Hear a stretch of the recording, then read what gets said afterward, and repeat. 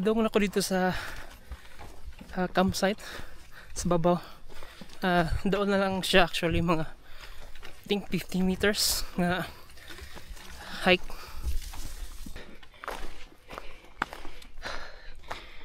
May kay mingaw pa ba? Lagi? Kaya ugma no? Naghanap kayo ng tao. 100 no? 100. So guys, according sa caretaker, ako pa daw na nauna.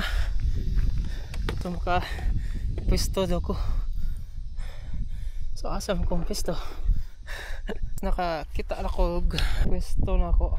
So morning area.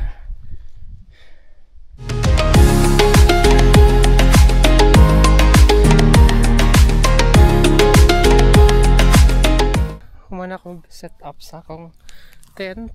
So muna akong tent, good for one lang siya.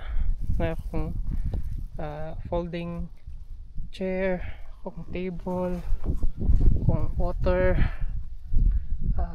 butane, akong portable nga stove.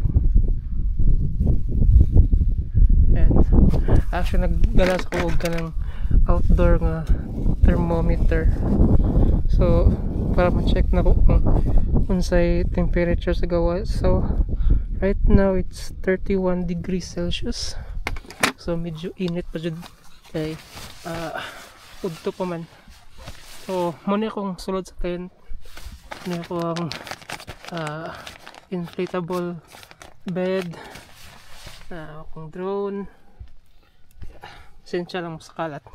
Okay, mukay paghuman dyan na akong setup. Then nagkansag ko, nairo sa day. Then ako asyang gibutangan og trapal. So dili ko directly in case mag-uwan, dili ko directly mabasa sa uwan. So ako ra siyang extend. Then muna ang view sa Cebu City. Clear kayo ang panahon. Medyo mingaw pa dyan diri karon kay wala pa kay mga campers. So tomorrow pa ni managhan ang campers. So yeah, it's been I think more than a month since last ko nakapalupad sa akong drone. So hopefully okay pa ni.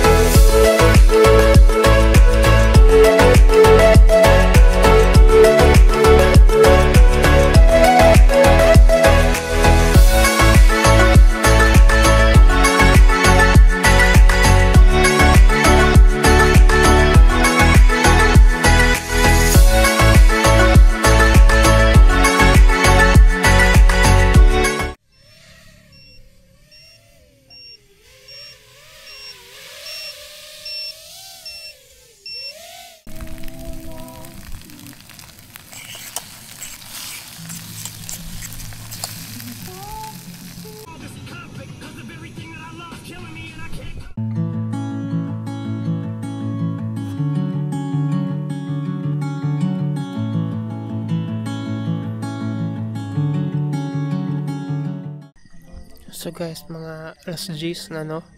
Yeah, daghan na sad kayo ang mga campers na nangabot dire.